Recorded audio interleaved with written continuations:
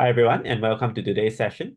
Today, we'll be talking about the Agentic system, and I'll be sharing some tips and tricks that I've learned as I develop systems like TaskGen and try to use it for production. Like, these are some of the things that I have learned as I have done Agentic systems, and I'd like to share some with you.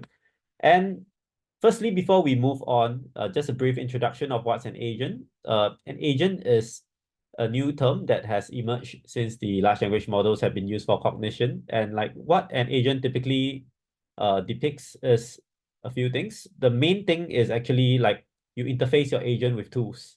So like, for example, your LM cannot really do math very well. So maybe you can put a calculator to it. So you can like pass in some arguments and out comes the response. You can take this response and use it for further steps of your agentic framework processing. So this goes hand in hand with actions because tools are actually your actions that your agent can do. So as the agent sees the output for this, it can call another tool and so on. So this is the typical workflow for an agent. Of course, to help the agent like better know which action to use or which tool to use, there can be some form of memory and planning. I think these two actually go hand in hand. Okay, because your memory space is typically the same space as like how you would typically use the plan. Like when you say I have to do step 1, step 2, step 3, your memory can store like previous steps like your memory you could store like previous steps done for tasks. Yeah, you can store that in your memory. And this could directly feed into the planning part as well. Planning, there are different approaches. So this one is quite old already. I mean, 1 year ago, this by Lilian Wang in her GitHub. And like there are a few things that people have done for planning, like you could do chain of thought. So chain of thought typically is like the most famous one is explain step by step or think step by step. Yeah, think step by step.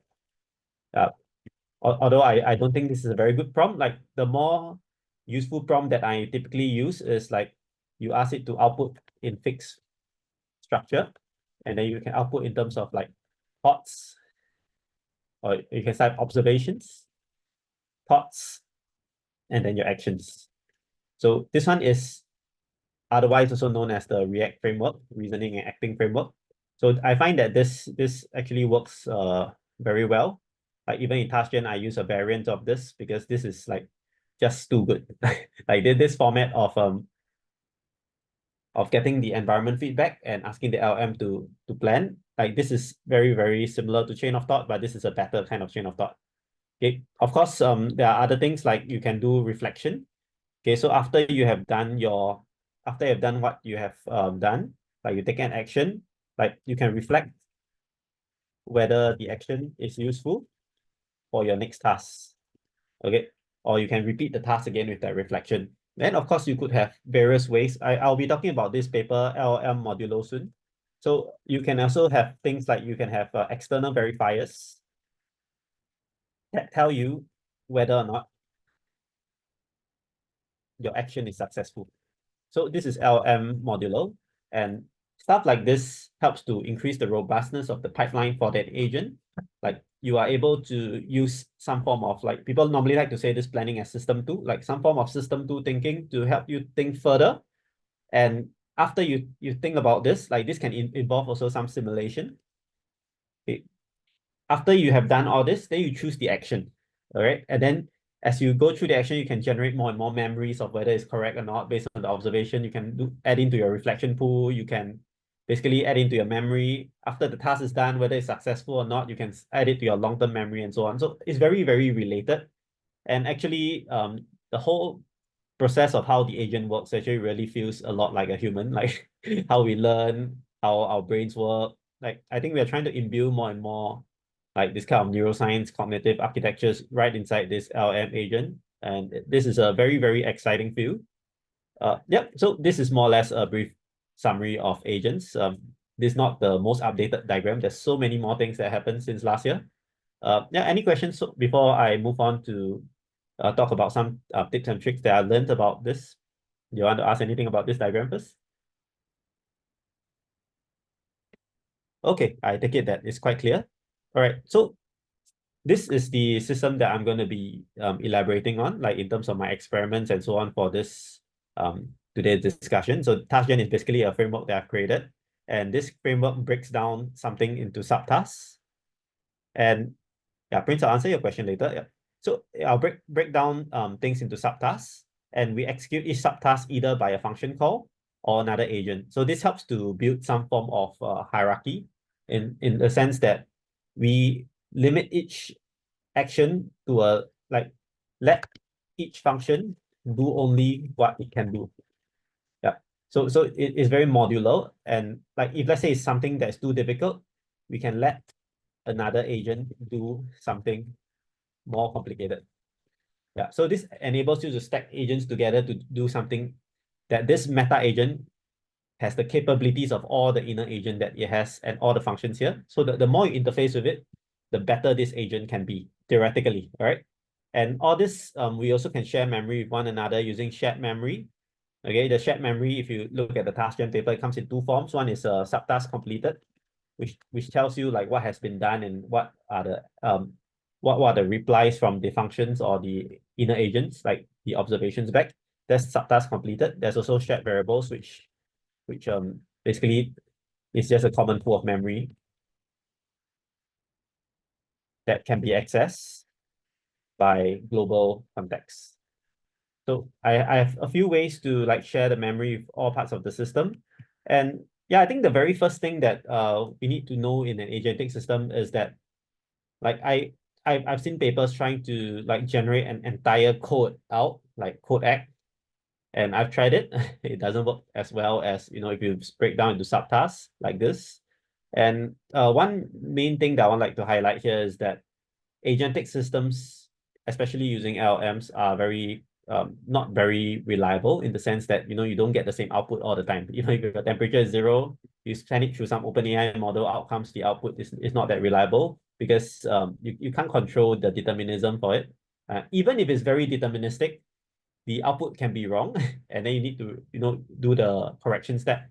So let me just highlight here, like any agentic framework that does everything at one go is prone to errors, like a lot of errors.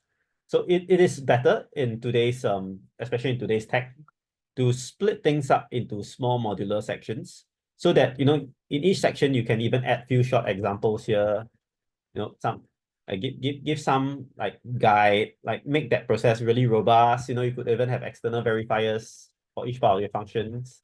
And this is actually a very, very key point to note in production, because like if we were to do something like this, like just everything go into code, like one piece of code can solve everything, right? That's what people say. Like why bother with functions? Just use Python code, generate the graph and everything like using code. That will work for simple tasks. Like if you want to like do data science. Okay, I'm saying data science is simple because a lot of data about this kind of experiments on the web. But if you want to do something a bit different, like doing a web browser, and then this kind of like just generating the code, especially if the API is outdated, this is very prone to errors. And like it is really best if you could split down into subtasks like this. Actually, even splitting down into subtasks like this may not be enough. Okay, so I'll emphasize this in the first point later when you see fixed processes.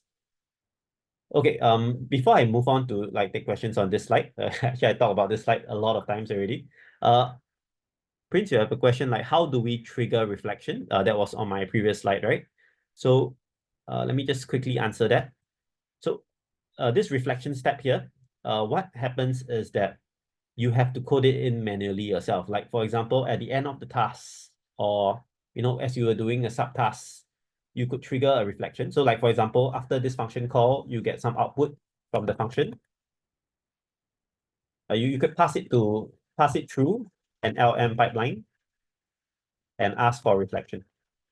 Yeah, so it's very like it really depends on where you want your reflection to be. You can put in the reflection at each substep or subtask. You can also put in the reflection at the end of the overall task itself. You can also pass it through LM pipeline and ask for reflection. Yeah. So what matters more is not where you ask for reflection. Okay, what matters is what kind of reflection you ask for. Because you know you can reflect on a lot of things, but not everything is useful. And in my experience, the stuff that you want to ask for reflection for, okay, should be generic. So it's like you try not to use specific names, places, because like all this cannot really generalize that well unless you really want something specific. So the reflection should typically be generic. Like one good example of how to do this is like App Agent. They did a reflection whereby like when someone clicks on like wants to find a certain person like Elon Musk. So the task is actually to find Elon Musk, but their reflection is like if you want to find a person, do this. Like so they sort of generalize it out to their task itself. So again, I cannot say for sure what is the best reflection kind of format. I mean, I always advocate using multiple abstraction spaces, so multiple formats. But in this case, like if your task is to like search for people like web browsing, that kind, you don't want to remember specific details of how to search for certain people. You want it to store the reflection in a more broad step. So that's why I mentioned this comment like this. Okay, I have some who's next? Let's see. Leonard, how do you feel about the difference in quality between critic and reflection? Okay, so Leonard, by this, can I clarify? The critic is it done by a human or done by the LM? Done by the LM. Okay, so let's go back to the previous slide. All right, so what is a critic? Like for example, like some architectures could be like this. Like you ask an LM to generate a plan, and you ask the LM to critique the plan. And then after that, the LM takes critic and basically generates new plan. So this is one way of doing the critic. Okay, and like you ask what's the difference between this and the reflection, I would say that the critic happens before the action is done. But reflection is like what happens after the action is done. Like after you take an action, then you can trigger Oh, a yeah, I reflection was step. asking along the line where like critique the action that was taken, or like whether this action was the correct action to do. So like whether to ask it to do reflection versus uh critic is action taken.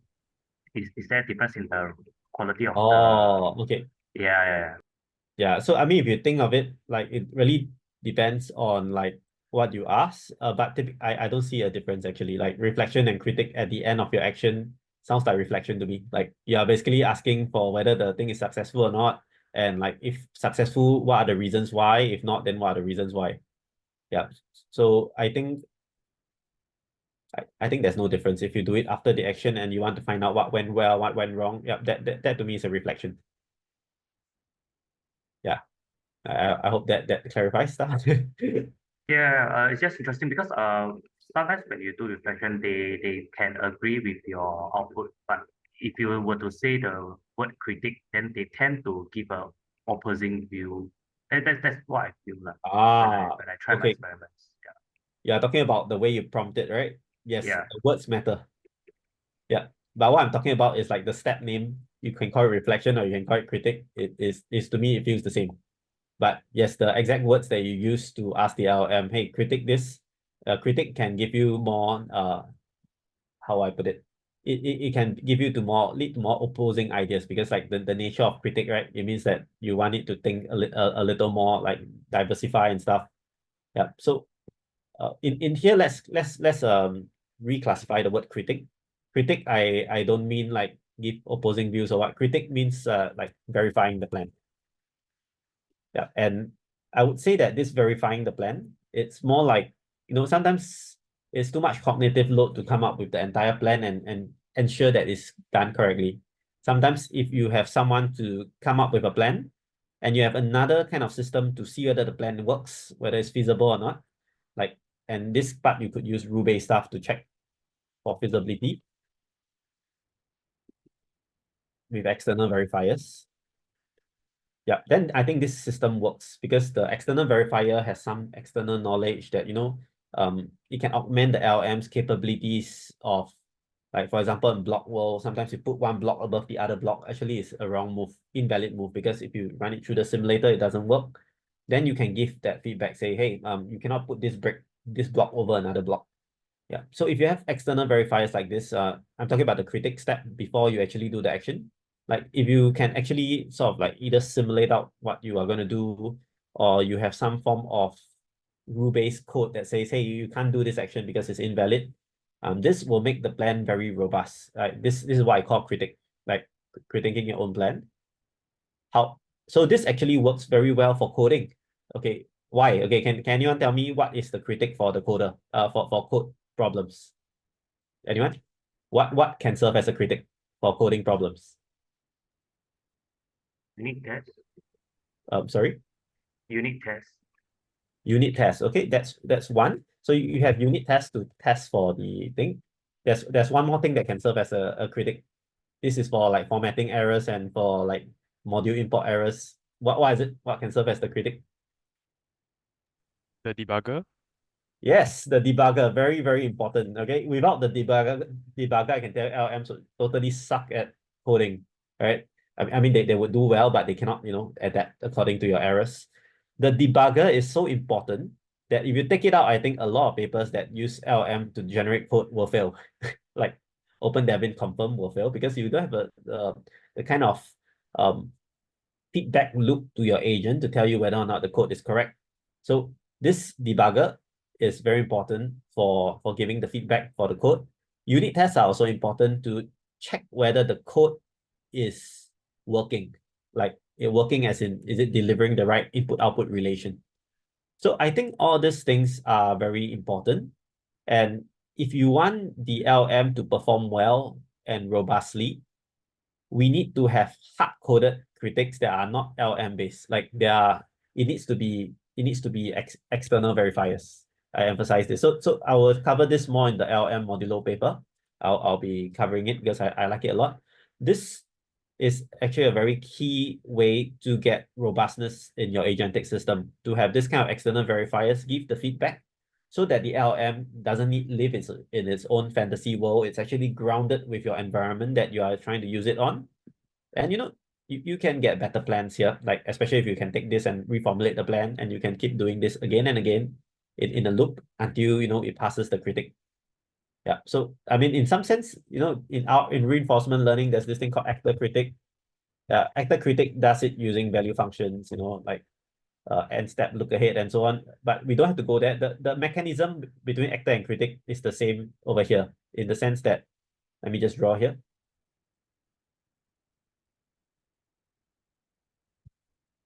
You have an actor here. You have a critic here. The actor will propose something. The critic will say, hey, it's good or not. Yeah. So you will propose an action, and the critic will then reply, hey, this action is it good or bad? Yeah. In RL, it's very limited. It's all using scalars in terms of reward values and so on.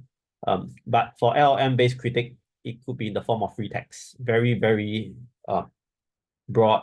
And your critic can actually influence the plan because LM can take free text as context and modify the plan accordingly. So this is a very, very robust pipeline. So this leads me to the point, there are papers that claim that, large language models can do reasoning, all right? It can do math, all right? But if in that pipeline, they don't have any external verifier that does reasoning-based stuff, like maybe neural symbolic methods to do reasoning, maybe traverse through a knowledge graph or something.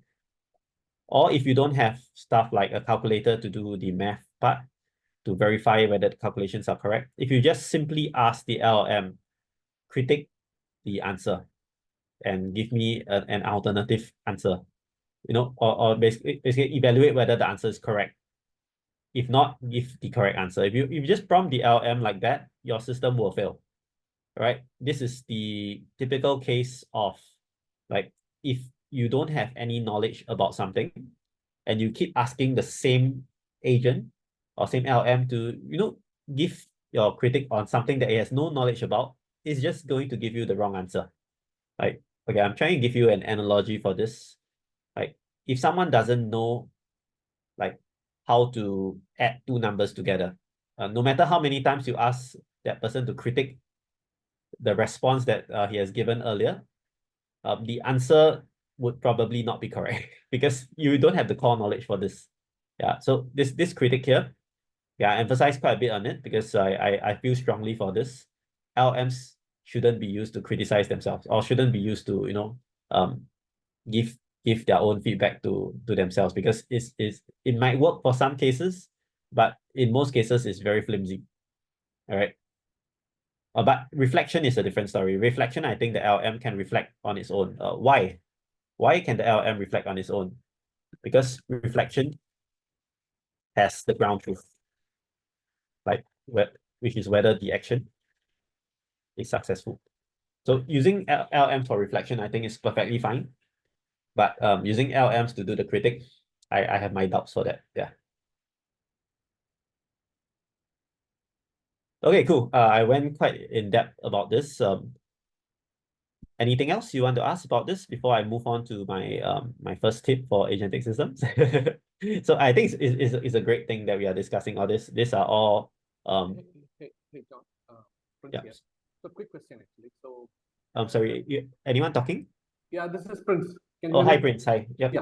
Yeah. So the problem, okay. So the one of the thing recently I faced was, maybe if I execute the agent executes 100 times, maybe I have seen 5 times it failed to identify the task or agent itself. I'm not talking about TaskGen. I'm talking about some other framework which I tried also. So that means 5 times it failed to identify which agent, though the agent was in the memory, but it failed to identify. So that means it's a problem what you are talking about. The LLM is not able to identify. Right. So, but when you re-execute, it worked, right? So that means these are the kinds of type of errors which happens with the agentic frameworks, which you said earlier. So don't we need to have something like a retry for an inherent functionality to retry this particular case? So this is a problem which can face because sometimes it fails to identify tools, not very frequently, very less, but percentage is very less, but this is an inherent problem with the agentic framework side. Correct. So I think whatever you said is similar to what I've been saying. Like you cannot ask the LM to critic itself, but you did say something interesting. Like you asked it to try again and it worked, right? So we need so when we build, you need to have some kind of a retry mechanism for this kind of a situation. Is what I. Did the retry work because of the critic, or did the retry work just because of LM? After you query them a few times, maybe one of them is correct. Yeah. Okay. Yeah. Okay.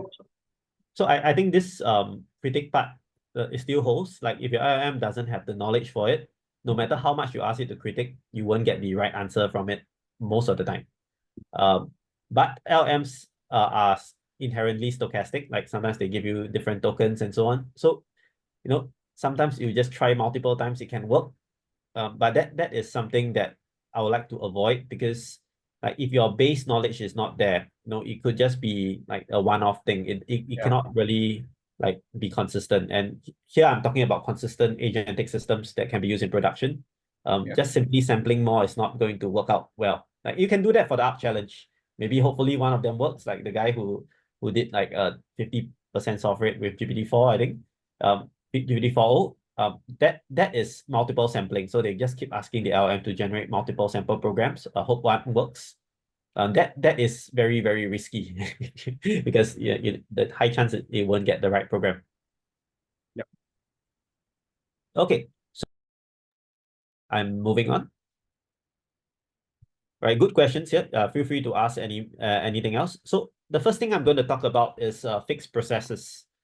So if you look at this slide here, this slide is TaskGen, but this framework can also be applied for a lot of different other agents as well that does subtask decomposition.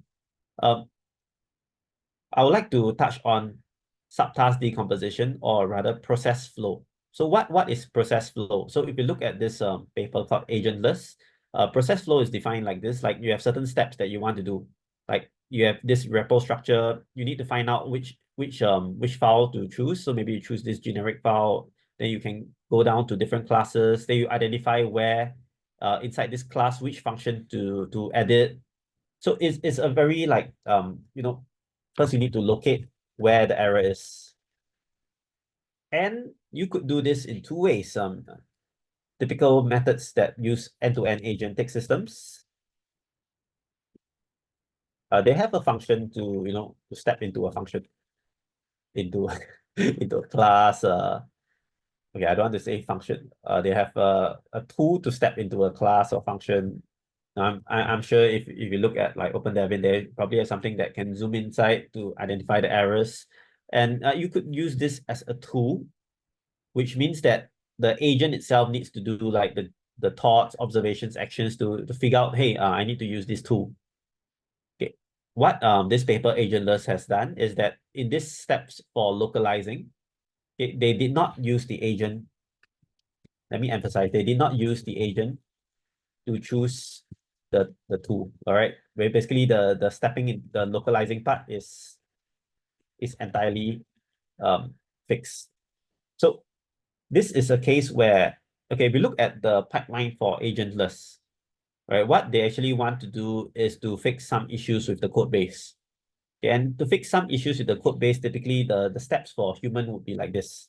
Like first, find the error, right? And then second is correct the error. So if you think of it this way, you ask yourself, is your process always the same? Like when you want to correct the code base, is it you need to always find the error, then you correct the error? Does it work this way all the time? Okay, so you need to ask yourself this question. Do you execute the same processes all the time? Okay, if your answer is yes, then maybe you don't need the agents to decide what step to take. Okay, so essentially, you are offloading some cognitive load from your agent into this fixed process. So the fixed process could be something like this. In like a data science pipeline, you could have like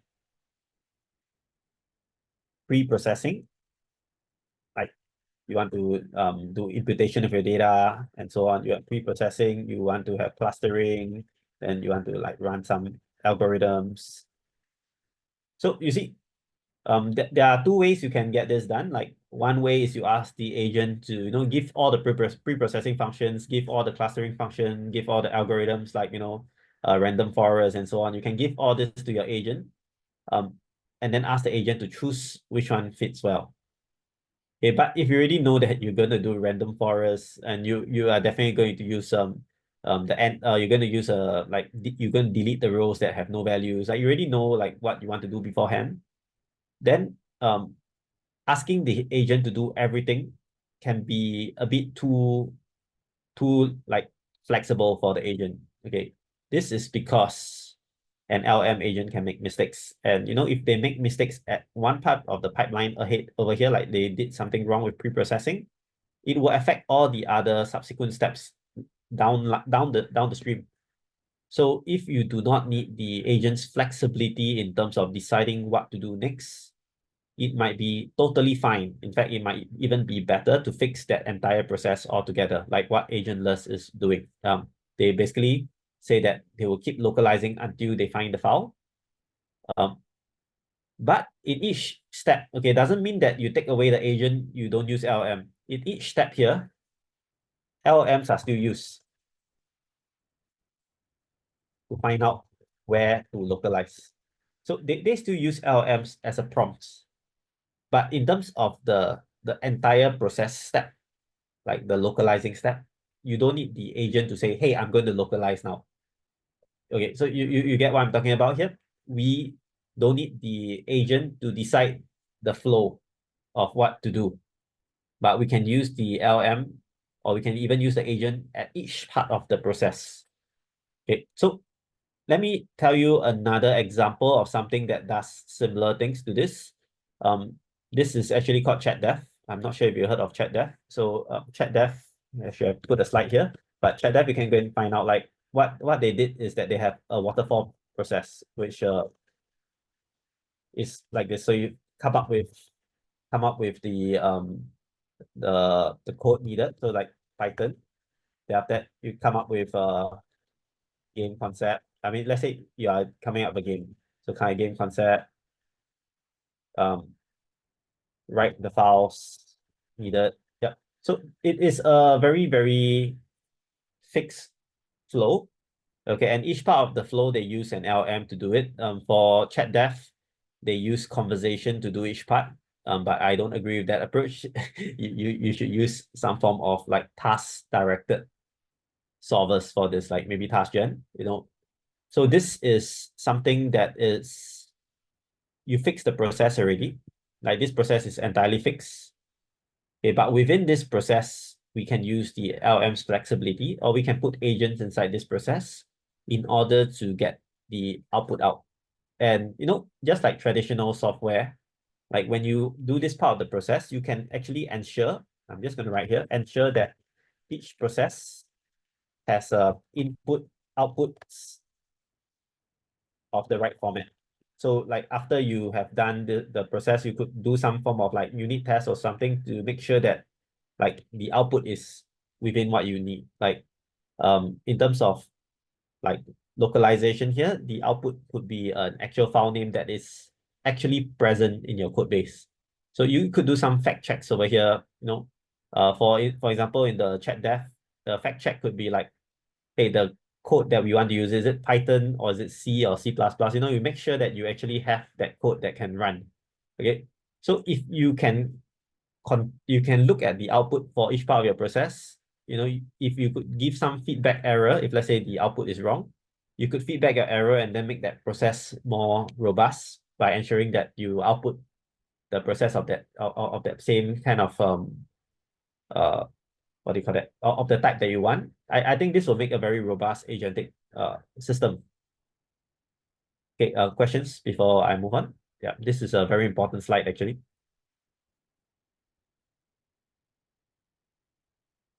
All good? All right, so I'll move on. If you have anything you want to ask, just ask later. So this is the overview. As I mentioned, it does not allow LMs to autonomously decide future actions or operate with complex tools, fix the process, and uses LMs to perform each part of the detailed tasks.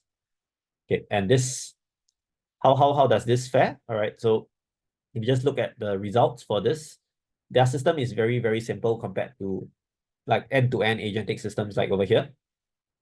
Of course, like their framework is not exactly like as dynamic as an agent can be. Like, if you could have things that, could say, hey, I've done something wrong earlier, let me go back.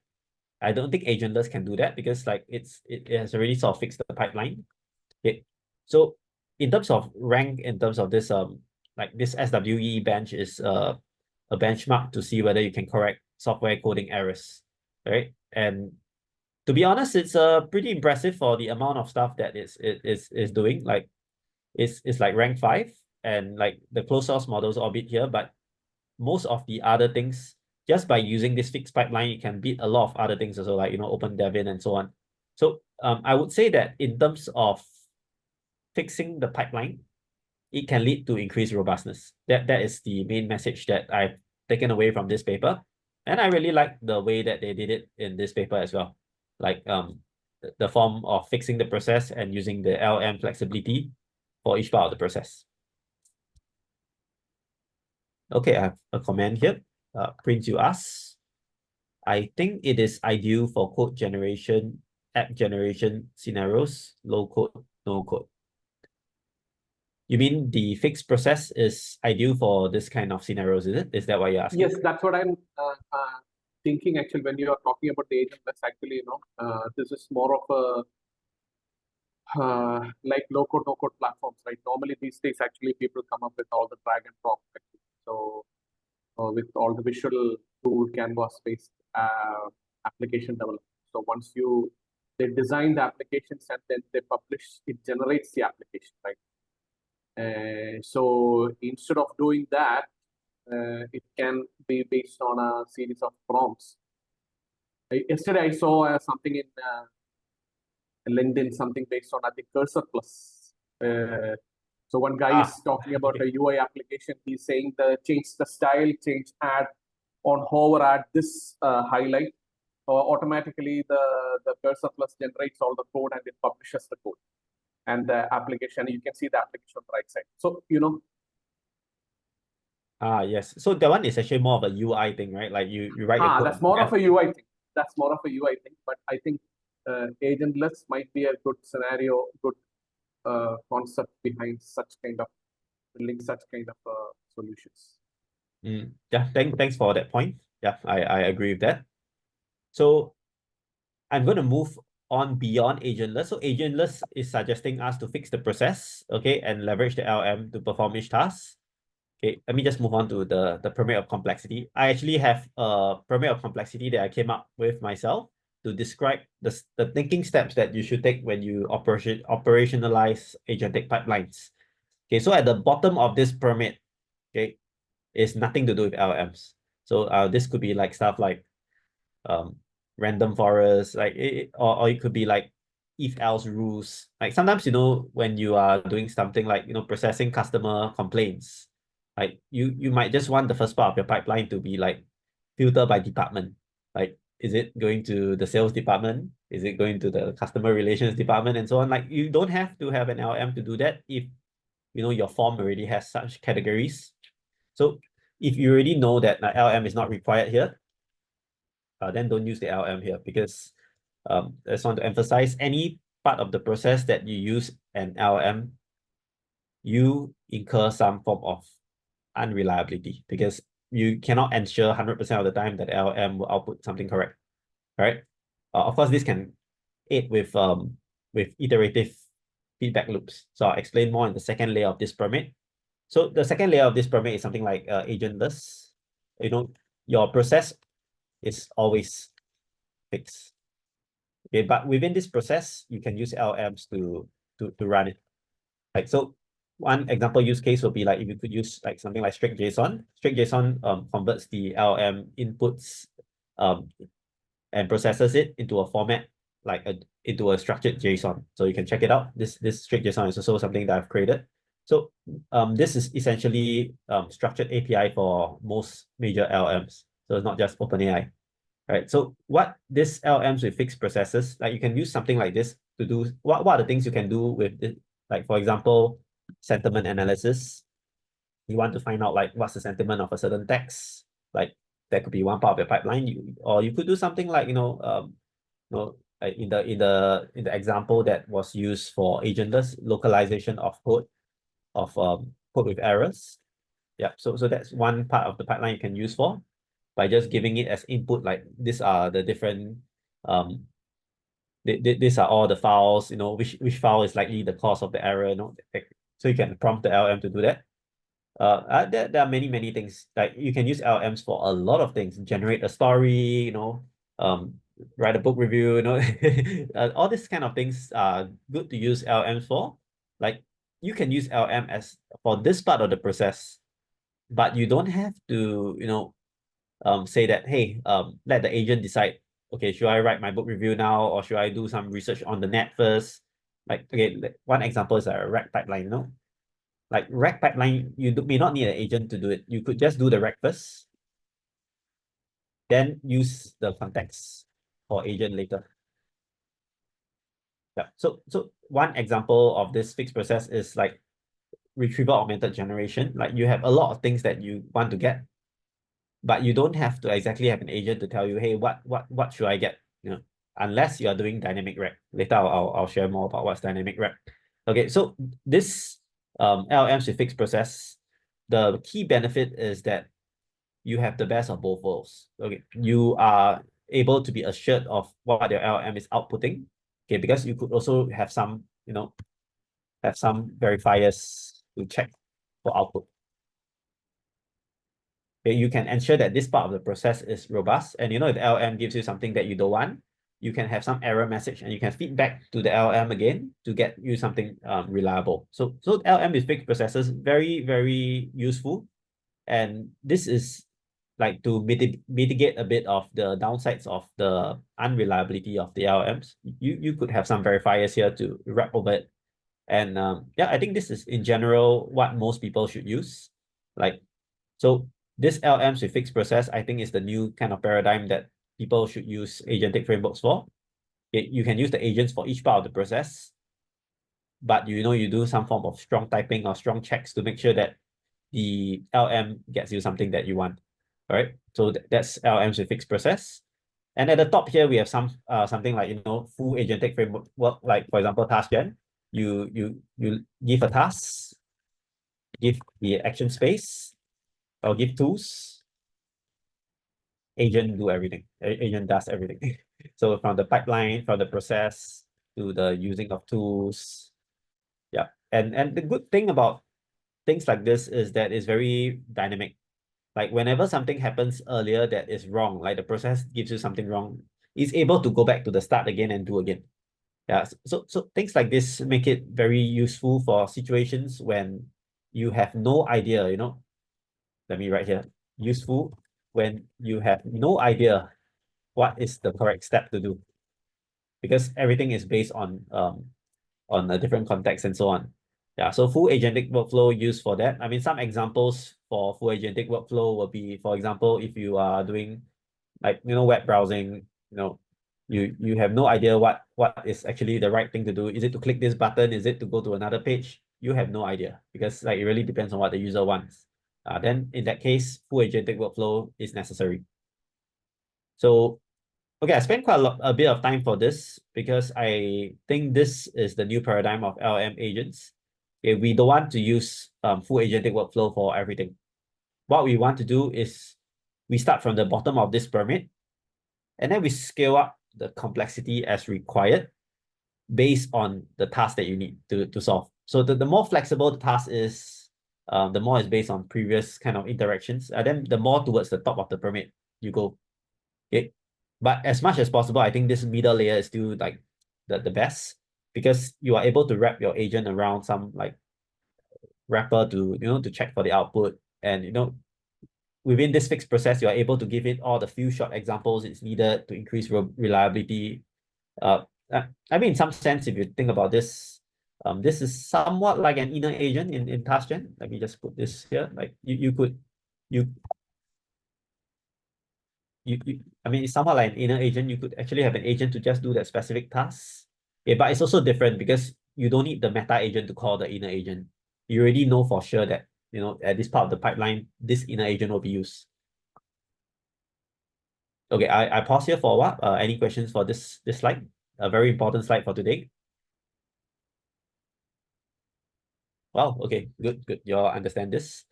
All right, I'm going to move on to some example of how this is done. So I have the example notebook. I'll also be attaching to the video as well. You can play around with this. So one way of doing agentic framework is to let the agent decide all the process. So for example, you have a general agent. This is done using TaskGen, all right? General agent. The description of the agent is it does anything. Then you give it an LM. And what this is open AI's GPT-4o mini. Okay, but the LM here doesn't really matter. The main thing I want to explain is that, like, let's say you have a task here. You want to do a process where you want to write a poem about cars. So the first part of the process is poem. And then the second part is extract car brands. So it's actually a process that is kind of fixed. You already know what you want to do. So one way is to just write the whole process here inside the agent's tasks. And like frameworks like TaskGen can identify what subtasks you need, write the forward sentence poem, and then after that extract the car brands. So the car brands extracted are here. So you could do it in this way. Or if you are very sure that this is the pipeline you'll be using all the time, you could do it the second way. So let me just show you the second way. The second way is to use strict JSON, as what I mentioned earlier. I mean, you don't have to use strict JSON. You can use anything that gives you a fixed pipeline that uses LLM. But here I'm just using this for an example. So you could just say, I want to generate a 4-sentence poem about cars, and like normally the user prompt here could be something to do, like if you say generate a 4-sentence poem about a topic, then your topic can come in user prompt. All right, user prompt is usually your like function variables. Okay, then your output format is like what you want the LM to output. You can even do type checking here, right? And over here you can see that poem is generated. We can take this poem as the next part of the pipeline, okay, and extract out all car brands present in the poem.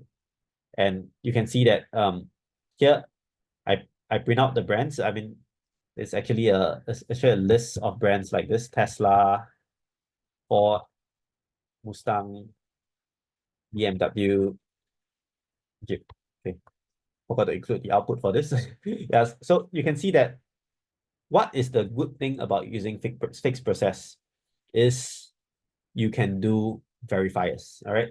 You can see that you can have verifiers like tag checking. I mean, you can also have a LM verifiers to make sure that some important info is present. You know, you could just have another strict JSON prompt to say that, hey, you know, I want to make sure that there's a mention of at least one person inside this sentence. And then the output format could be like whether or not there's a person, then type bool. You know, you could do stuff like this, very, very flexible. And this means that you are able to give more and more, how to say that, more credibility to each part of the process. Like you are sure that this process would work. So I think doing this kind of fixed process with some form of verifier loop, it's the way to go to use LMs in production in companies, because you know this helps to do some form of error handling, make sure that each part of the process is robust. And I mean, what I really like end-to-end systems like, you know, like this kind of TaskGen thing where you could do everything at one shot. The fact is you don't really have much control at each part, but this one you have a lot of control. Right, make sense? Okay, and if we look at conditional flow, you also realize that like it's hard to encode conditional flow in a traditional agentic framework because, you know, where do you put the condition? So, you know, recently there have been frameworks that try to do conditional flow, like for example, LangGraph, but this is really, really complicated. I have no idea why they make life so difficult when you could just use Python. You know, you could just do if else. Like you don't have to do a graph structure, compile the graph and so on. Just use if else statements. Like that's all you need. Like, so you could do that using straight JSON, you get the output, and then like let's say you want to print out a statement saying that if Tesla is inside your brands, you should get a Tesla now. As easy as that. So this is typically what you would do in Python anyway. If else loop, very, very natural to just put this in the LM based process. Okay, questions for this? John, actually, this if else is good from an LLM. So I'm going back to referring back to your pyramid of complexity, right? So Okay. this conditional flow actually we will use in an LLM based process, but if a purely agent framework, we may want I don't know how. Okay, so should we avoid this if else and you put a conditional task in between and the agent framework decides or the LLM decides based on that conditional task, it should go to which of the next task in the flow. You know what I'm saying? Yes. So you can put your conditional statement inside the prompt of your agent. So like in your agent, if you define an agent, you could do like that. You could say that like maybe this agent is a generalist agent, you know. If input is a number, use calculator. If input is a name, generate a poem. You know, you could put an instruction like that inside your agent, and you know this could be a kind of conditional flow that you encode in the prompts. Okay, but there's something about this that is a bit unreliable, is that you have no control over what your agent would actually use. Like you could tell that you can treat your agent like your child. Like, okay, not say your child, but like maybe a 5-6-year-old child, and you ask the child to do something. The child seems to understand it, but you know, you you cannot ensure that what you tell will be executed. Like I can tell you this as my prompt, but if you have played around with LLMs before, you would know that like your LLMs will typically not follow your instructions 100% of the time. Yeah. So that's why this conditional flow in rule-based format is there for reliability. Because you will definitely get 100% execution using code.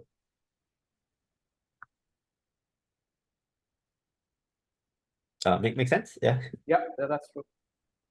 Yeah, so you realize today's topic is a little less on like the flashy kind of demos thing, because you know if I did demos and so on, I could just use you know, stuff like TaskGen to, you know, wow, everything can be done autonomously. That's what people like to say, right? Like, oh, this okay, I want to say some web browsing company, but let's not say the name. But you know, like you could say that, hey, you know, just type in anything this system can get the browser done for you, fill up your survey forms and so on. Like that's awesome. But that's also very unreliable because you have no control much over all this as compared to, if you do it like step by step in this manner. But as I said, stuff like web browsing, it's more like you need this kind of framework. You need the agent to autonomously decide what to do next because there's just too many scenarios to plan for.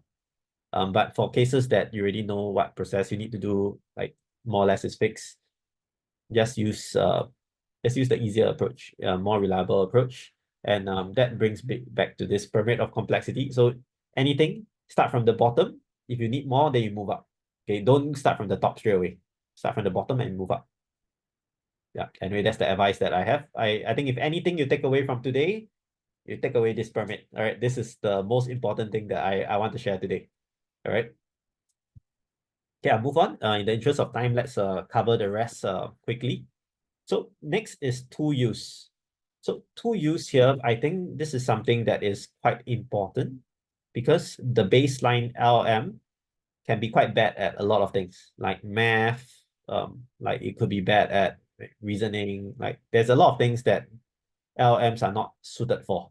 But LLMs can form some form of operating layer, like they call it operating system layer, OS layer, that can take various functions and execute them, or take various tools and execute them, which means that LLMs can be very robust. Like if you use LLMs to call a calculator tool to calculate math, or use LLM to call the code generator tool to solve math problems, it can be very robust. Like for TaskGen experiments, like, we solve about like 70% of the level 5 math problems by using the SymPy library that finds quadratic roots, and most of the questions need some form of quadratic roots, which is difficult for high school students, I guess. But if you use a computer code to do it, it's trivial because like you're just mapping to that function. Yeah, so tool use can improve the performance of the LLM significantly. And this leads us to wonder, should I give all tools to one agent? Okay, so I have people asking me, like, hey, if giving tools is so good, why not we just give everything to one agent? Like, can we just do that? Like one agent takes the calculator tool, takes the web search tool, takes the code debugger tool, takes the Wikipedia search tool, DuckDuckGo search, a lot of different tools together and put them all in the same agent, Is that better? Okay, so I sort of reviewed my perspective here, but I like to get a feel from the ground here. Like, what's your experience with using tools for the agents? Like, how many tools do you normally give for your agents? Like, is there like a magic number you follow? Just some feedback if you all use agentic frameworks.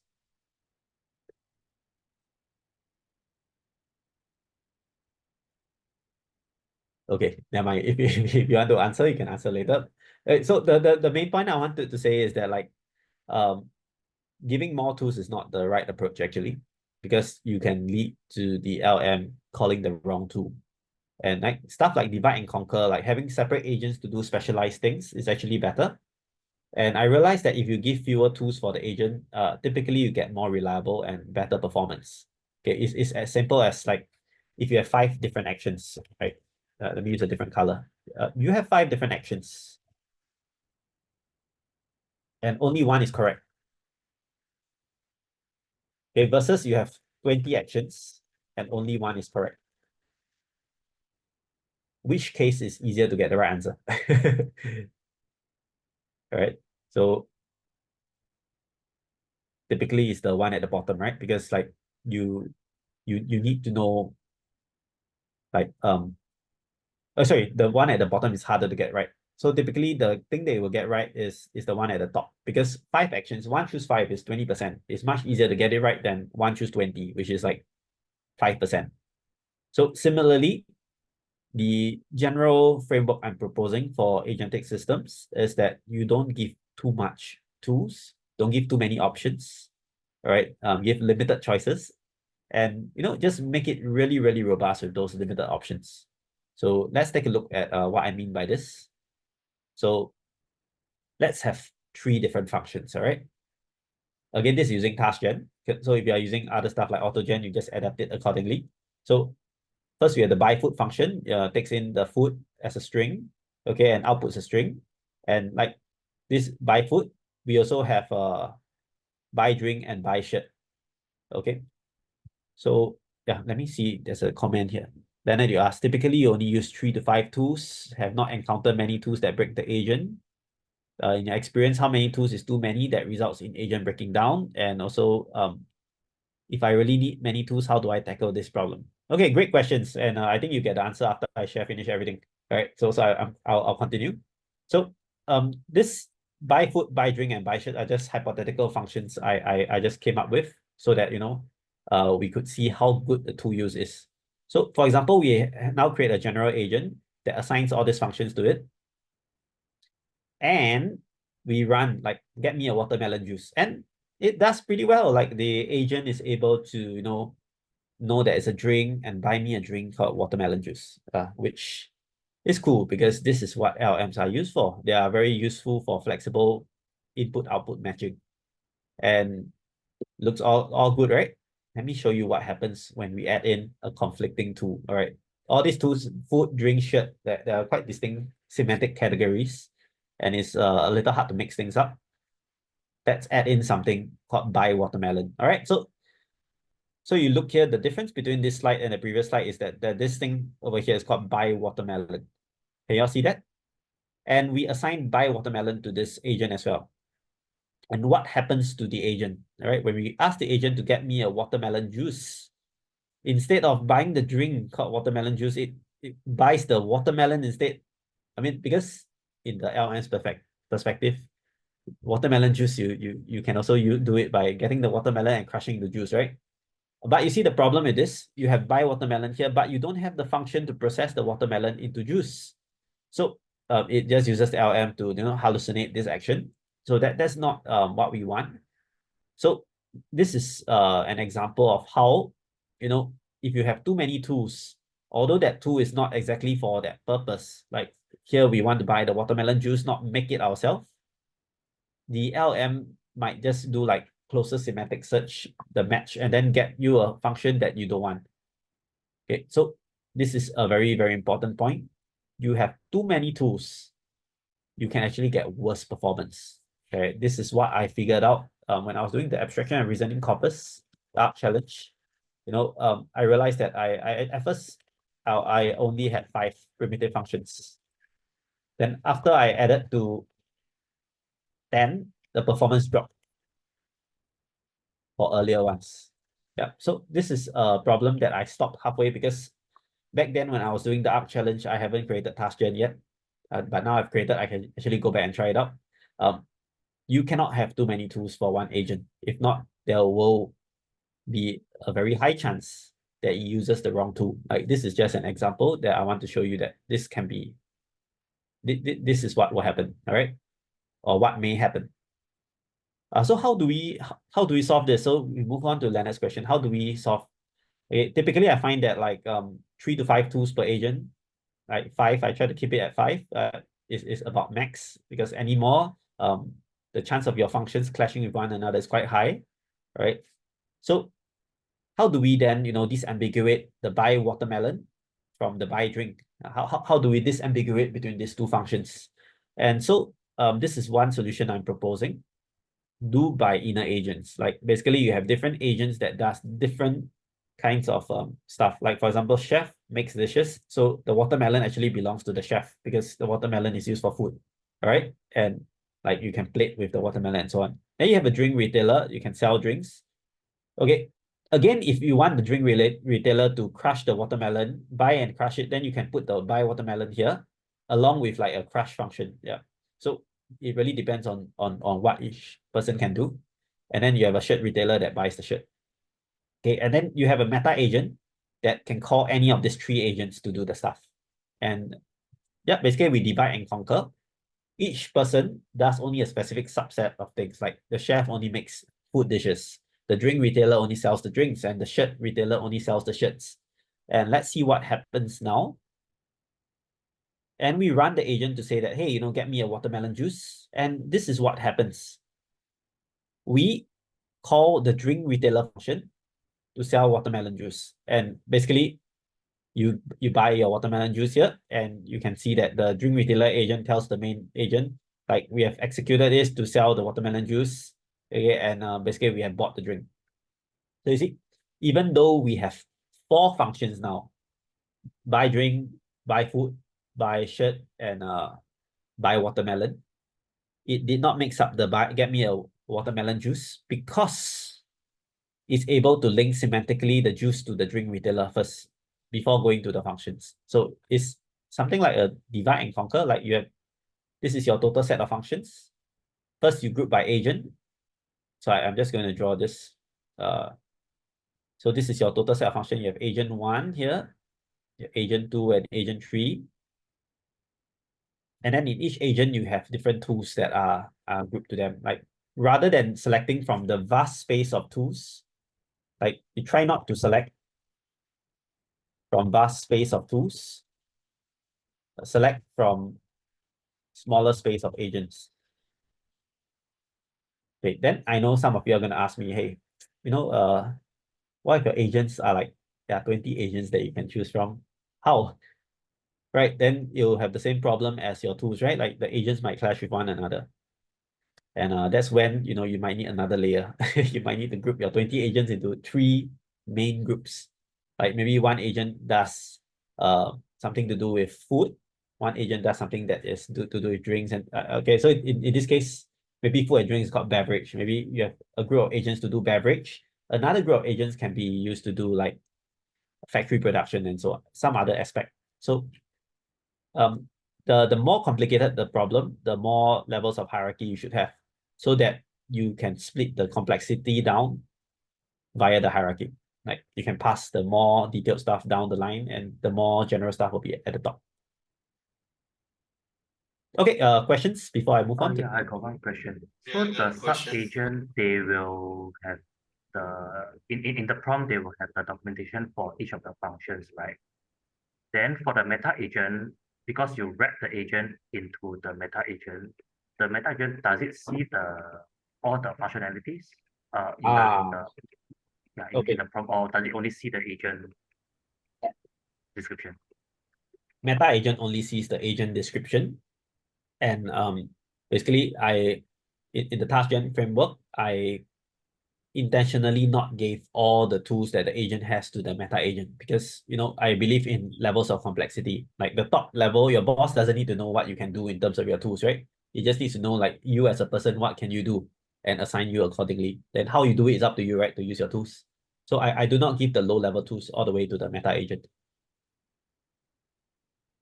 Yeah. So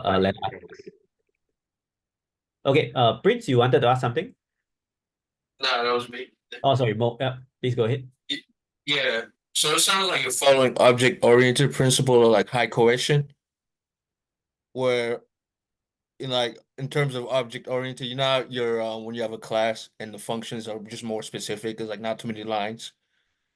So like there's not too much going on. Like a function is just, you'd have one for add, one for multiply, and that's all they do rather than calculate, right? Yes, Does the that make add sense? multiply would be at the lower level, like maybe at the calculator agent. But at the top level, you shouldn't give. Okay, so it No, depends. what I mean is you don't have like a function called calculate. You have one that's just adds, and then one multiply and one divide. Calculate would do all of them, right? Ah, yes, yes. Yeah, so that would be too much going on. Whereas there's like the more specific. Like Right. it just seems like it's similar, right? You want, an agent to have a specific set of functionality, not too much going on at the same time. Does that make sense? Indeed. But actually, if it makes more sense to have a calculate function, like if you could do everything at one go, Yeah. with a certain tool, then you don't have to split it just for splitting it sake. Like for example, you could run the pandas library, and you don't have to Yeah. split. I'm doing a pandas function 1, pandas function 2, pandas function. You don't have to do that. You can just say runs everything in pandas as the function. Okay. Then would you mind going back to part 1 of this slide? Yeah, sure. Here, yeah. Yeah. So, for example, how you have a split like buy food, buy drink, buy watermelon, buy shirt. Why not a function called buy, and then the parameter would just be food or drink or watermelon or shirt? I like your thinking. Actually, that's what you can if Can you you have do tricks like that, and then Yeah, so based on the parameter you put in, it'll buy, but then it could be different things. Yeah, You definitely. think so? You could do things like this, and it really depends on what context Okay, you want to do it in. Like right. the reason why I split into this many things is because I wanted to show a clash in the functionality. But Yeah, if let's say your buy option, like is something like go to Lazada and buy an item, you don't have to split buy food, buy drink, all this. You could just say buy item on Lazada or something and yeah, executes the. So I would say that the functions are best grouped based on what your tool can actually do. So if your yeah, tool can do everything at one go, right. you might not need to split into small functions like this. So it's like depends on if you can find little clever ways to set up, or design your functions, and then that'll kind of like let's say you have a function buy, so one agent just is like called purchaser, and Yeah, another one yeah, seller. Like definitely. clever ways of like designing your functions like will have an effect on like the accuracy of the output, right? Correct. So actually, Okay. that's one other thing that you brought up is like there may be cases whereby if you have one function that can do everything, but you want to split up into small functions like this, there's one reason why you might want to do that. And that reason is because like maybe this in terms of semantic matching is not as good as buy food, buy drink. Like there are cases because when we give the functions to the agent, the way that you phrase this function, the name is very important for semantic match. Sometimes you might want to split, like because maybe this like pandas can do so many things. Pandas can do function one, function two, function three. No, but the function one, function two, function three all exist at very, very different semantic spaces. Like one could be display graph, one could be create a spreadsheet, one could be download the spreadsheet. Like these three functions are very, very different in nature. You might want to split them uh, that have a better representation of the semantics of what they're doing. So although I say that you might want to do everything at one go, but LMs are still semantic matches. If it makes more sense to match things into sub functions like this, although it's still executing pandas at backend, then you might need to do something like this. So I have no fixed answer for this because it really depends on what your application is.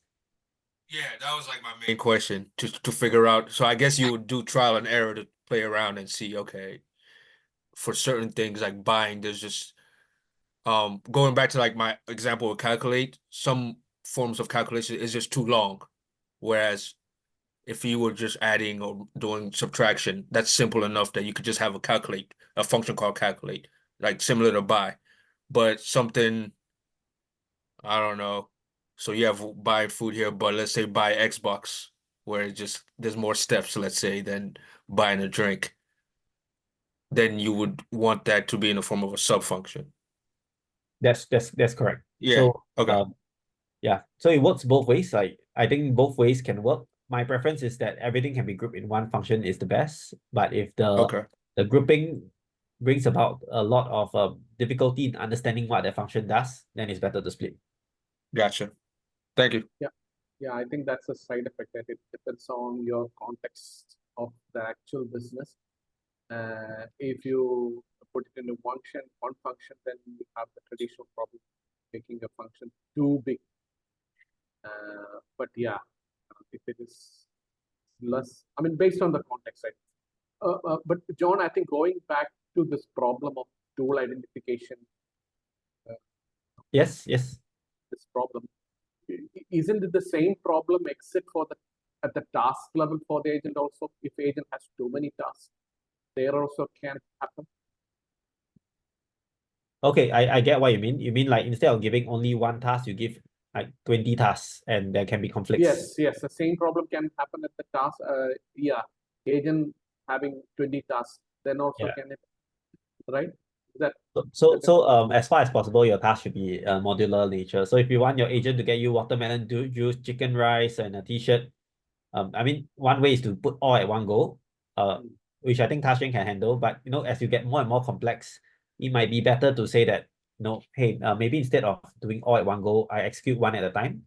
So this comes Ah. into planner where you split the tasks down into smaller tasks. Yeah, right. And See, then my problem, I'll execute. tell you, actually, see, when we talk about this agents and task, I always try to relate it to some kind of a production grade application, like a business problem, like, take the case of, in the case of an healthcare, submit a claim, right? Submitting a claim is, or onboarding a patient, or submitting a claim. It's a pretty, almost, there are a lot of steps involved. Right? Submitting a claim involves a lot of steps, right? So I am wondering if this side effect of hallucinating in tasks or tools can be a problem when we actually build a production grade application, is what I was trying to relate to. So yes, I think we need to think about and see how that impacts. Actually, that is something which we need to try and do that, then we will know how much of it impacts, because reliability is crucial there, right? The production grade application. Yeah, of course, of course. Yeah. So in general, my solution to reliability is making things more modular. So the more modular you can make things, the more checks you can put on each part of the process. So similar for your functions here, if you make them more modular, or if you make your tasks more modular, then you can, check whether Yeah. task one is done Yeah. correctly first before you go to task two, that kind of stuff. A clear division of responsibility would definitely help with that. Yeah, definitely.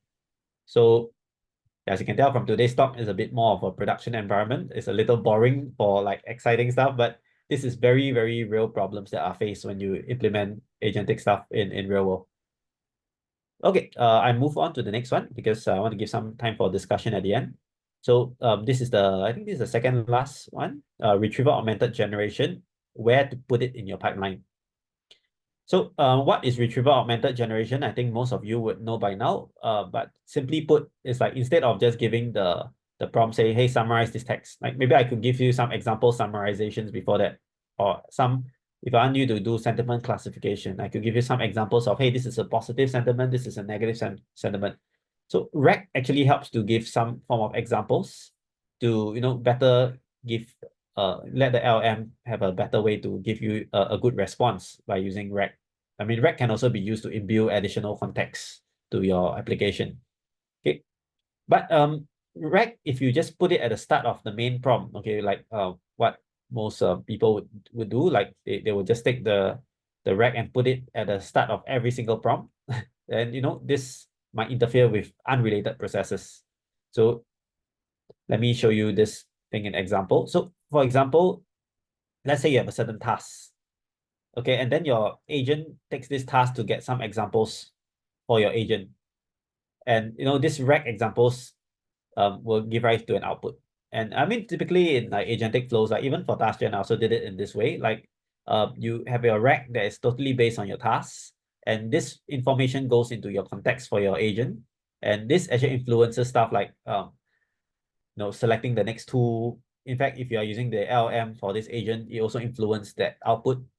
And I come to realize that, maybe putting the RAG right at the start of the main agent is not great.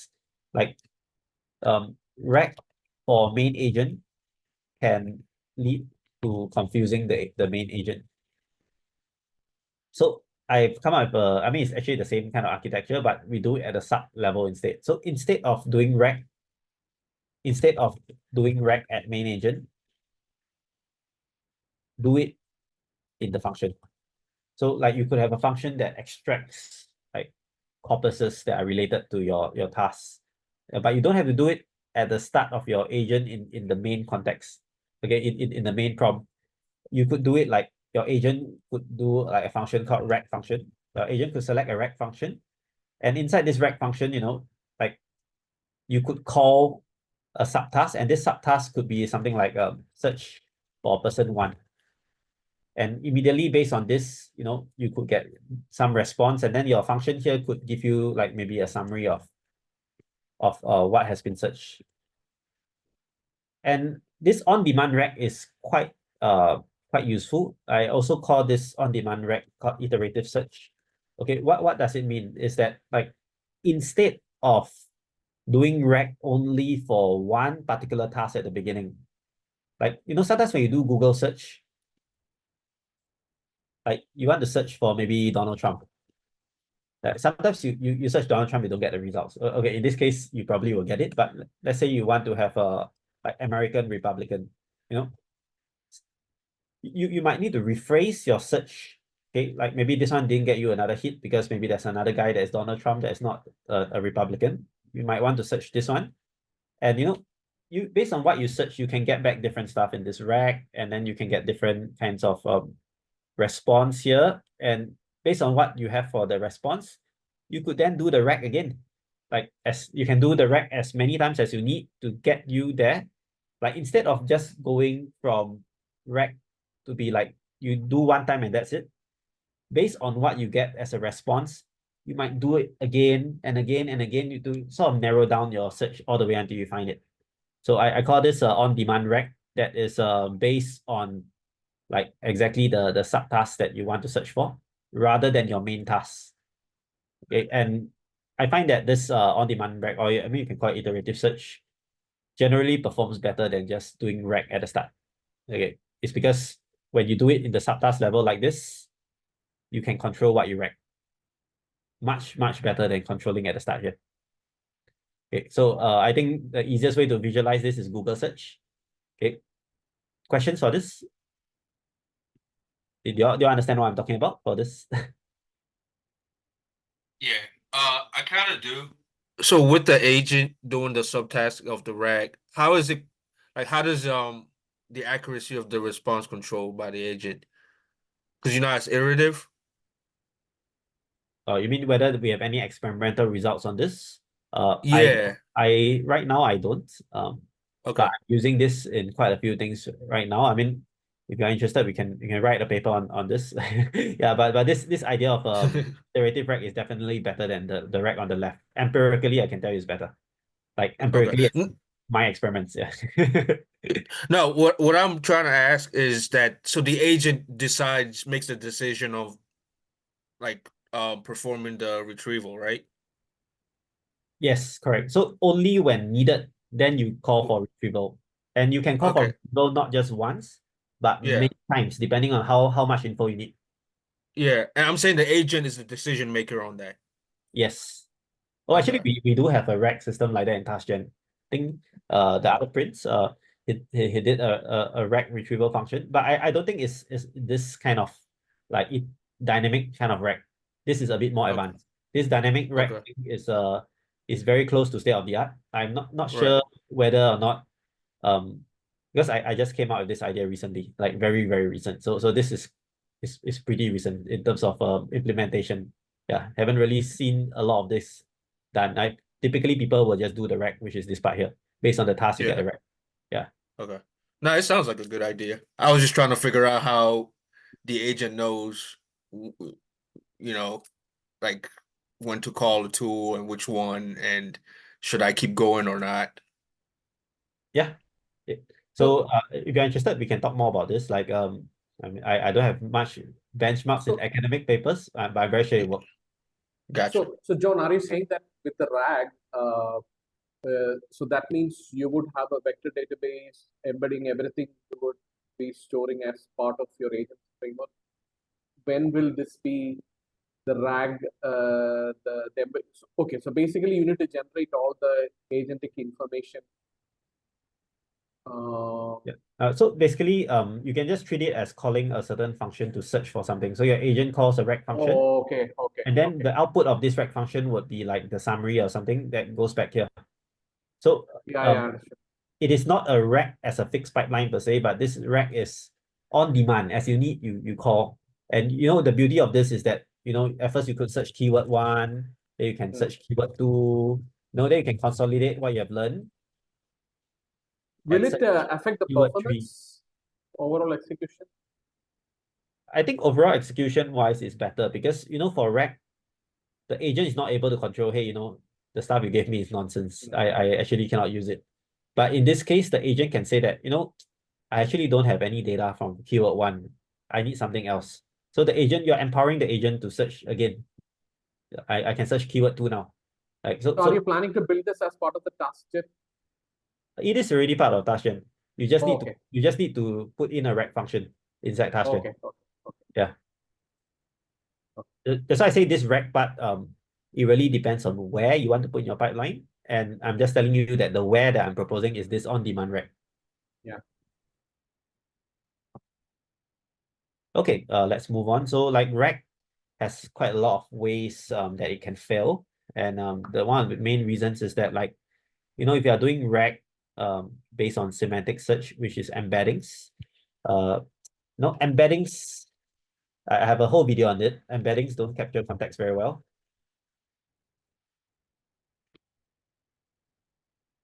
So, you know, I was trying to do like context dependent embeddings and so on.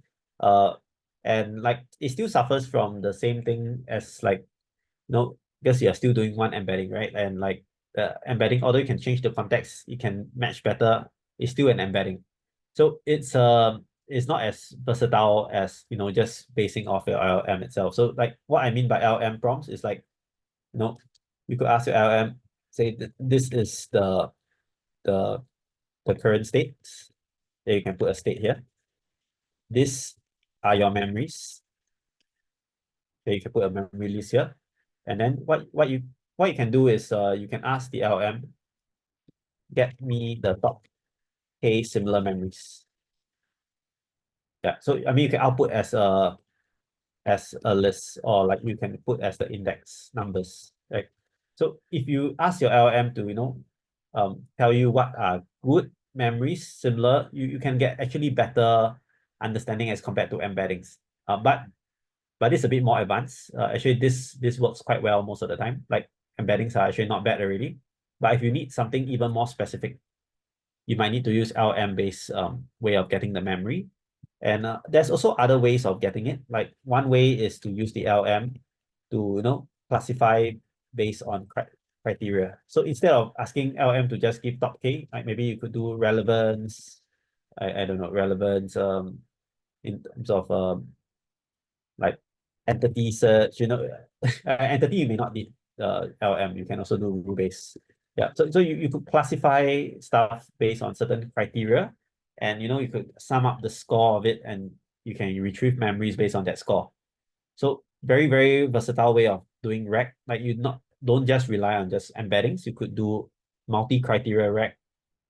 You could do LM-based rec like this. Yeah, so what to use, you have to experiment and find out. I cannot give you the answer. I can just tell you that there are various ways that we can do this. Actually, this point here is wrapped with multiple extraction spaces. Is related to this point here. Like instead of doing rec based on just one criteria alone, you might want to rec on multiple criteria, and you get back the results and you see what works. Right. There's also another way of like doing entity filtering. So like so basically instead of doing rec over everything, you can filter by certain criteria first. That is like rule-based or something like that, and you know, then you can do rec over a smaller section. Yeah, that's provided you don't filter out the right thing in your criteria. Yeah, so this is just one example.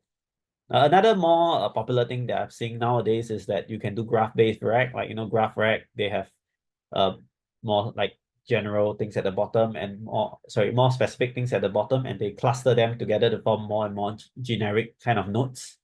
I'll cover GraphRec one day. I think a lot of people are interested, so I'll cover it.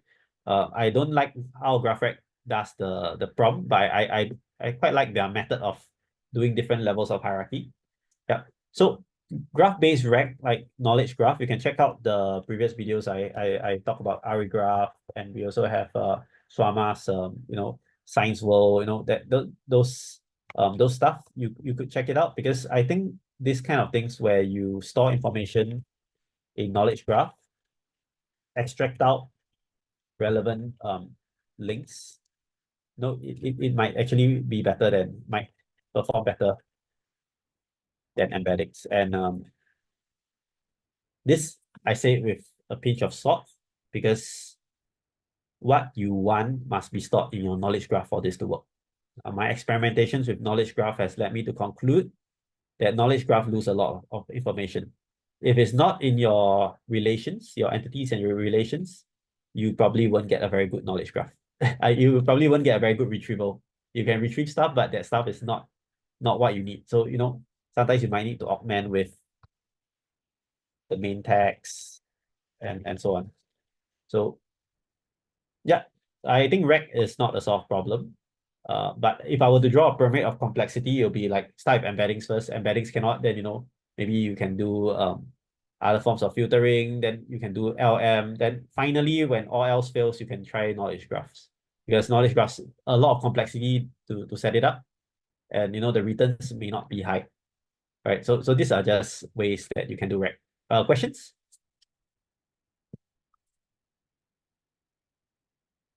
Okay, let's move on then. In the interest of time, I have one last thing to cover before we end today.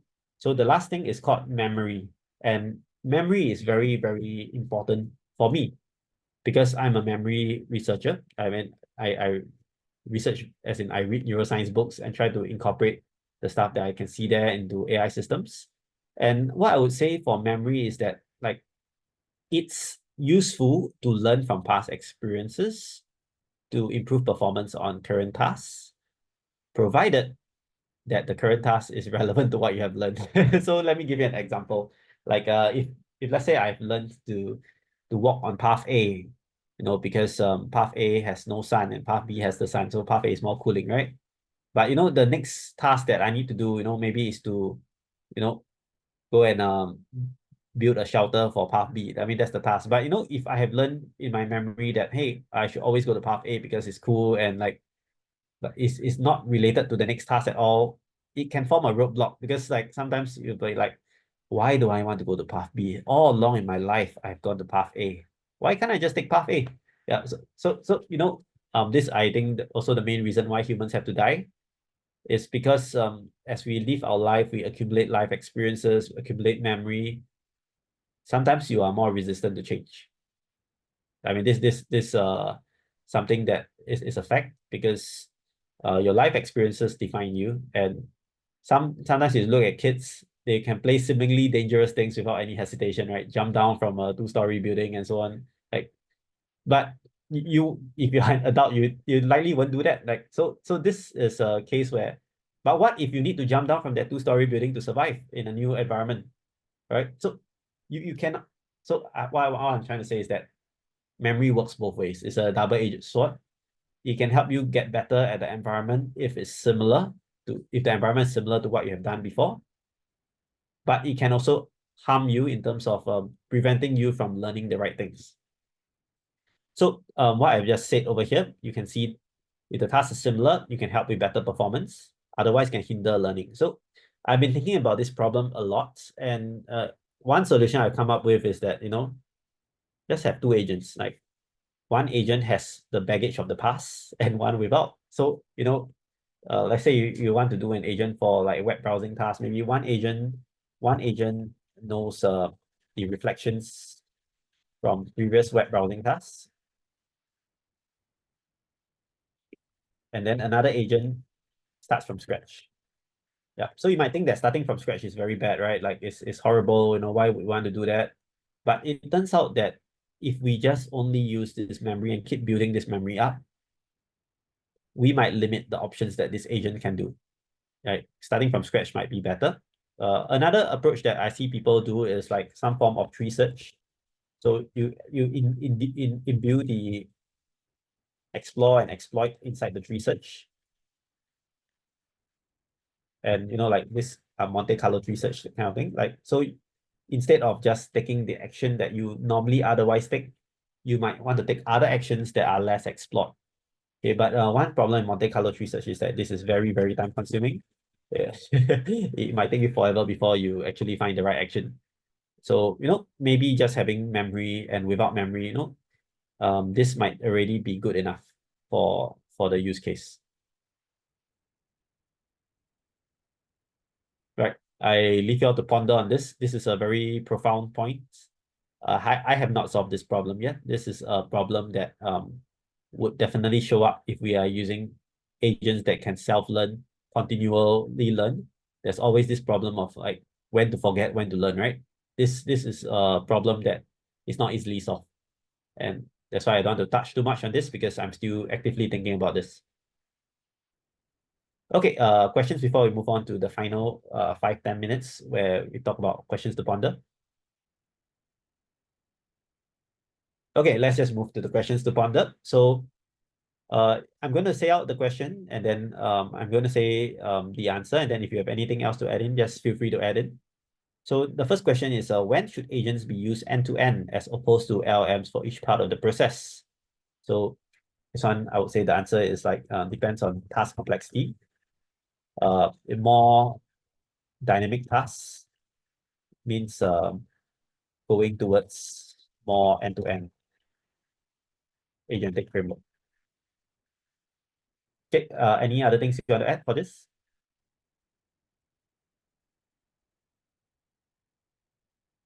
Okay, not the next one. How many tools should one agent use to be reliable? I mean, my benchmark is usually like 3 to 5, or like anything below 5 tools is generally okay. Anything more may need to subsume it under agents, under other agents. Okay, and lastly, like how to improve RAG. I think this one have various ways like filtering by criteria, filtering, like evaluating by LLM, using fixed structures, like for example, knowledge graphs. Okay, and that's more or less the questions to ponder here. Maybe 5 minutes, I can take any questions you all want to ask, or like any feedback you have for today, because I think it's very important that like I'm not the only one doing agentic frameworks here. You all have experimented with it also. So happy to hear any of your comments. Yeah. Feel free to Yeah, go. I got one question. So just now you mentioned like intent graph is not necessary because you can just do the if else kind of a. But can I say the same for agents, because at the end of the day, under the hood is also if else for LM prompts, right? Yeah, you're talking about lang graph, is it? Yeah. Let me go back to that slide again. So you are saying that the LM is an if else, like this one, right? Yeah, for agents, like you will respond to perform this function, then you run that function, then yeah, so you can also do that for agents, right? Like it's just if else of LM of the fixed LM. Mm, In the same way that in the same way that you say this lang graph is not necessary. yeah, so in terms of LM wise, it depends on where you put in the LM. If you are putting the if else in like your system prompt or user prompt, then it's not 100% reliable. But if you are putting the if else in terms of like code, then it's reliable. So when you mean putting if else in the LM, what are you talking about? Oh, I mean like for example for agents, right? When does the agent know that it has to do function calling or execute different function? It will respond something, then from the response you extract the function name, then you do the execute the function, right? Yeah, so in terms of like what function it actually does not if else, it will go through like thoughts, observation thoughts, and then choose the action. Yeah, there's no if else here. Like it's just like it chooses the action it thinks it needs to do. And then it does the action, and then it looks and see whether is the task done. Is the task not done, then I will think about what I should do next and then choose the next action. Yeah, so I mean, I don't really see an if else inside here unless you put the if else inside the prompt of the agent. I mean, you can classify, you can implement a class function where it will iterate based on the previous response, like a while loop, like while it's not done, execute this, execute the action. Yeah, Right. this is the while loop. I mean, in terms of the agent workflow, like right now, what you're seeing is a like a for loop of things. I think if you want to like do different things based on different if else statements, what I recommend do is that you put the if else statements in the function itself. So like if you have a function called like buy shirt, then like inside this buy shirt function, maybe like if size is greater than 5, buy big shirt, Yeah, so you might do the if else statements if you want to get a different kind of response for different contexts. You might put the if else statement inside the function that you equip to the LM. That's one way to get it out. The other way is to do this kind of fixed process, and then as part of the process, you manually define an if loop here to do the conditional flow. Yeah. If not, that's the default agentic framework. You typically don't get the if else statements inside there. Which framework do you use, like the Crew AI or? This TaskGen. Yeah. But Crew AI, I'm not sure whether they have conditional flows or not. Yeah, maybe they implemented it, but the basic TaskGen doesn't have. Same thing for AutoGen also don't have. The only thing that I see that resembles an if else thing is LangGraph. Yeah, but LangGraph, as I said, if you want to do LangGraph, you might as well just do if else statements in your Python code. It's much easier.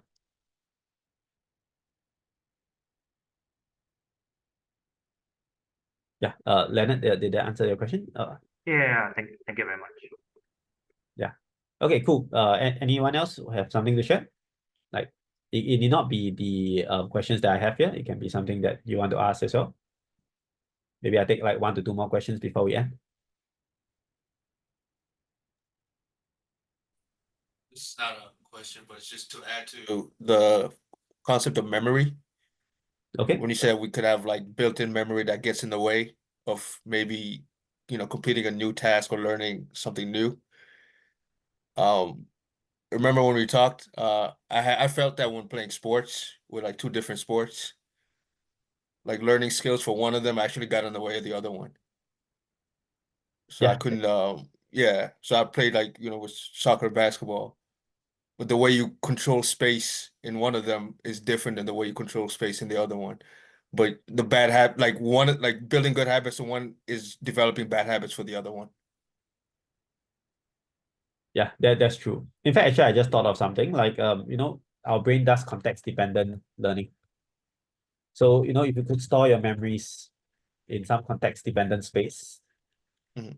I mean, even RAG does this, I guess, like it retrieves the relevant memories. Like as long as you don't retrieve memories that are not relevant, you can be you can learn multiple skills. Yeah. So this means that like maybe this can be solved with just one filter.